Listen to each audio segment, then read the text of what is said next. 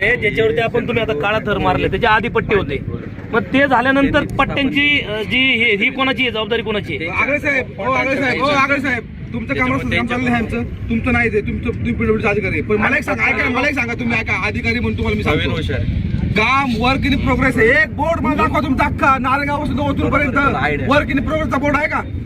एक single board, reflector सुद्धा नाही रस्त्याला कुठे. एक तुमचा कॅट आयचा रिफ्लेक्टर नाही तुमचा, एक तुमचा स्ट्रिपलर आमच्या तिथं स्पीड ब्रेकर बसवले, त्याला कलर आमच्या गावच्या मुलांनी मारलाय.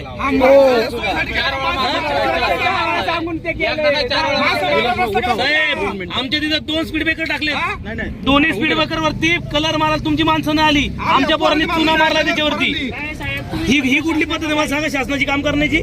आज माणूस मला सकाळी 6 वाजता अख्ख्या कुठल्या रस्त्याला रिफ्लेक्टर नाही, कुठल्या रस्त्याला पट्टा नाहीये, साईडपट्टीच्या खालून बाई चाललेली आहे, तिच्या अंगावरतून ट्रॅक्टर गेला. आज एक वर्क इन प्रोग्रेसचा बोर्ड तुमचा नाही. आता मार्ग काढा ना. इथे ना अपघातांची मालिका सातत्याने.